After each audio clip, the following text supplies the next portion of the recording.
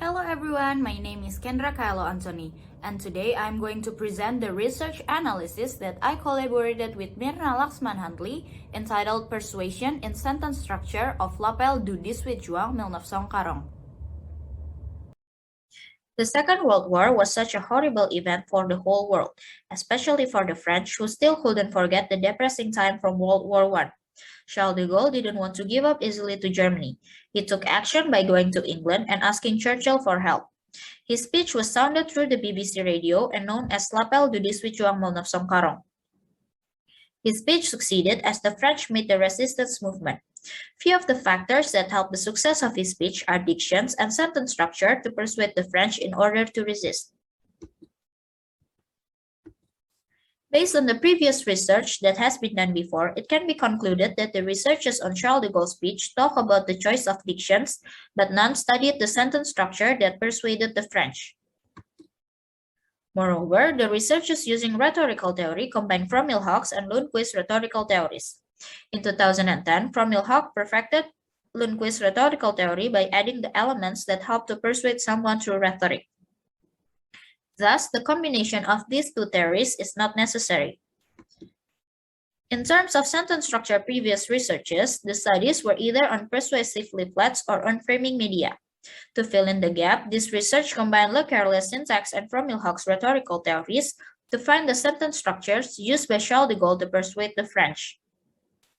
Therefore, based on the background of L'appel du 18 juin 1940, it's interesting to analyze how de Gaulle managed to persuade the French to fight back during World War II.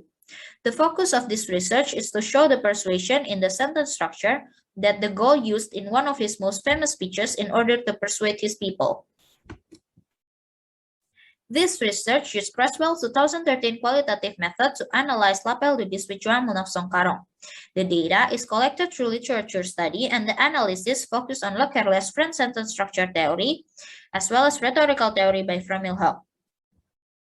Moreover, the metaphor in this speech is analyzed with Leach's theory of meaning in order to find the meaning of the metaphorical words based on Larousse-Poing affair and the writer's experience. This research used the speech that was published in the official site of the French government to make sure the authenticity of the speech. The data analyzed are simple, compound, and complex sentences, which have rhetorical components based on Fromilhague.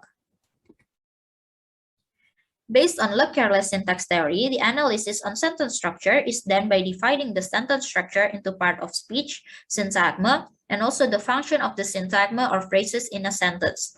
Derived from the data, there are 25 sentences in the speech, which can be classified as 13 complex sentences, consisting of 8 juxtaposed, 2 compound, and 3 complex sentences, and also 12 simple sentences.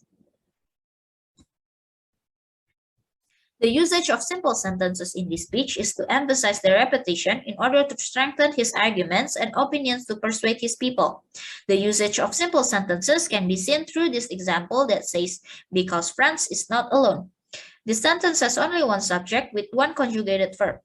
Through this sentence, de Gaulle convinced the French that France will never be alone because there will always be help for them, and that the leaders will always protect France until it achieves its independence again. There are several repeated simple sentences like this one to show the urgency. Moreover, it can be concluded clearly that de Gaulle used more complex sentences in the speech to give his arguments to his people. He tried to give all of his ideas by using the complete and long sentences to give more detailed explanation to the French. Through these two tables, it can be seen that these sentences are a combination of two sentences into one longer sentence that has a conjunction to combine them. The first table says the leaders, who for many years had been at the head of the French army, had formed a government. And the second table says many of their numbers, tanks, planes, German tactics make us retreat. It means that de Gaulle is giving his people information about what is actually happening. The next step is to analyze the elements of rhetoric in this speech by using Fromilhague's rhetorical theory to describe the principle of rhetoric and also the elements used to persuade someone. There are 5 main principles in rhetoric: invention, disposition, elocution, memory, and action.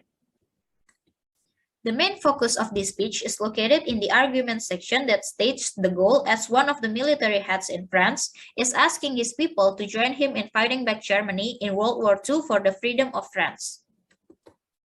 There are also two main isotopes in this speech. The first one is the isotopes of battle. These isotopes strengthen the main focus of this speech, which is to ask the French to fight back with de Gaulle in World War II.